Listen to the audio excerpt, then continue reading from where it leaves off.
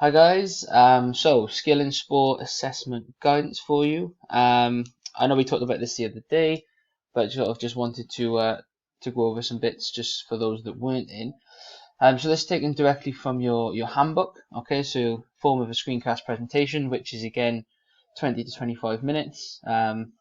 Choose a specific motor skill, get somebody to execute that skill. All right, but then relate information processing, motor programs, and apply it to the context of your chosen performer. Okay, so I'll elaborate on that a little bit more in a bit. In terms of the motor skill, all right, obviously based on your observation, you need to draw conclusions around the stage of learning, linking to the literature around that as to why you think they're at that stage of learning, and then recommendations in terms of types of practice, but also practice methods. Okay, so I'll go over that in a little bit more detail. So your presentation is effectively, or your screencast, sorry, is effectively spread over two parts. Okay, so part one, so I want you to choose a skill. So you should have done this back in week one. This is the first thing I asked you guys to do. So if you've done it, great. If you haven't, well, you got to catch up. So choose a skill that's fully classified. Okay, so you would remember we did all the different continuums. Okay, so fine, gross, um, we had self-paced, internally paced, high organization, low organization. So you need to fully classify a chosen skill. Okay, so the example I put up was a hooker throwing in rugby. All right, so obviously whichever one you've chosen, you classify that skill.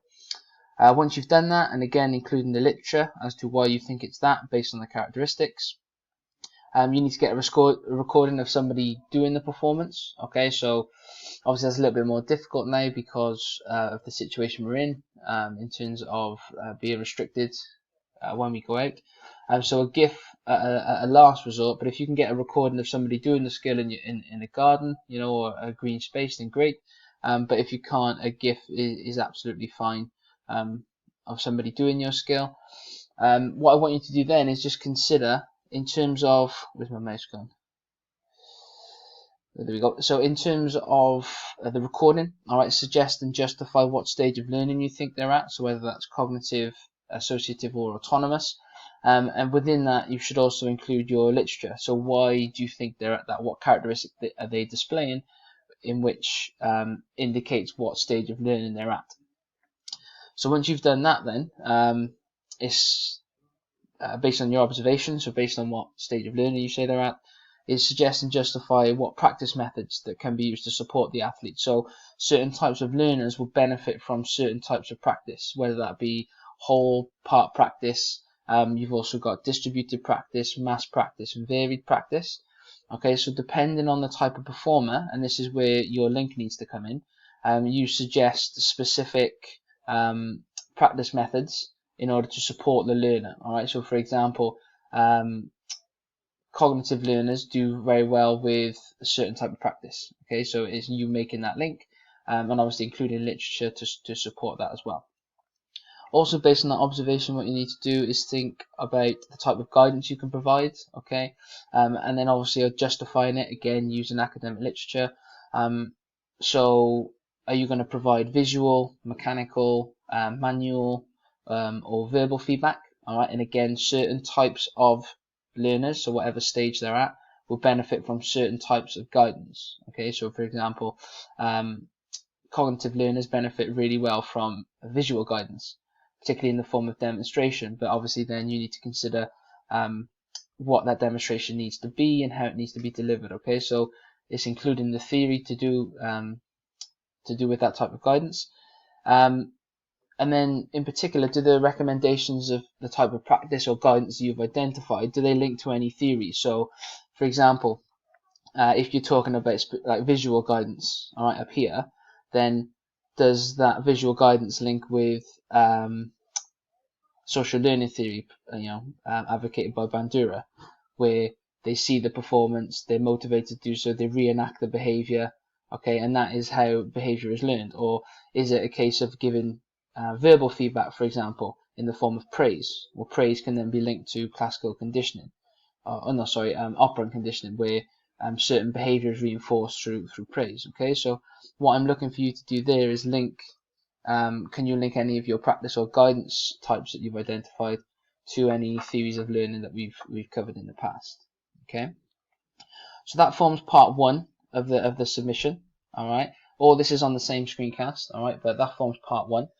With part 2 then, so this is the part where some of you are getting a little bit confused. So with part 2, what you need to do is on the same skill that you've identified. So for me, if it was a rugby union hooker, what I want you to do then is apply and explain the cybernetic theory proposed by Sharp and Whiting, which is this one. Okay, and you apply it to your specific skill. All right, now you do need to be aware of what happens at these stages. All right, and that is obviously in the PowerPoints that I've set up before. But effectively what you're looking to do is apply and explain it. So what is the input for your particular skill? So if I use rugby union hooker, it's obviously the line out, position on the pitch, okay, etc. In terms of the sense organs, what am I taking in through the sense organs? So obviously being visual, verbal, all right, and that sort of links here with our detection, all right, our recognition, etc. Selection of motor programs, signals being sent, and then obviously our output. All right, you're going to have to go into that in a little bit more detail, but obviously if you refer to the actual lectures that are all on Blackboard for you, that shouldn't be an issue. And again, I have asked you to do this as a study task before, so if you've done it, great. All right, more than happy to look at it. So just email that through, and I'll have a look. But again, if you haven't, you've got a little bit more work to do. So once you've applied and explained this cybernetic theory, okay, to your children's skill, your sort of second part of this is explain how working memory and long-term memory helps. Okay, now this is the part where quite a lot of you were struggling and kind of to see where it links in. Okay, so obviously we've covered these in memory, so that's our working memory model, and this is sort of our long-term memory sort of process, and they link in here in particular. Okay, so in this it kind of is the recognition of the stimulus. So when you've got your different stages, detection, recognition, then a memory fits in here. All right, also it fits in translatory. So when we start to form motor programs for the specific act, this is where memory sort of helps. All right, and our long-term memory, so working memory produces a snapshot, so it tells us what's happening in the situation, and it works with long-term memory to create a memory trace, and it's that memory trace that we compare against previous information. So once we've found that information that's stored in long-term memory, we almost go, okay, so this is what we did before, here's the information, that motor program, is then sent to the effector organs. Okay, and it's the effector organs then, which is the muscular system, which carry out whatever the act was that we selected. Okay, so you would have to explain how working memory and long-term memory can have impact on an individual's ability to process information. Okay, so again, what sort of past experience might they have that will enable them to make the right decision whilst performing their skill? Okay, so if you're doing a pass in rugby, it could be, okay, so what sort of information are we trying to look back on that's stored in long-term memory, all right, that can help us make the right decision of when to pass, how fast to pass, the depth of pass, all right, and so on. Okay, so that's where it fits in. I'll be doing some sort of recap lessons on the stuff that we've done previously to add a little bit more clarity around each of the aspects. Okay, so keep an eye out for them.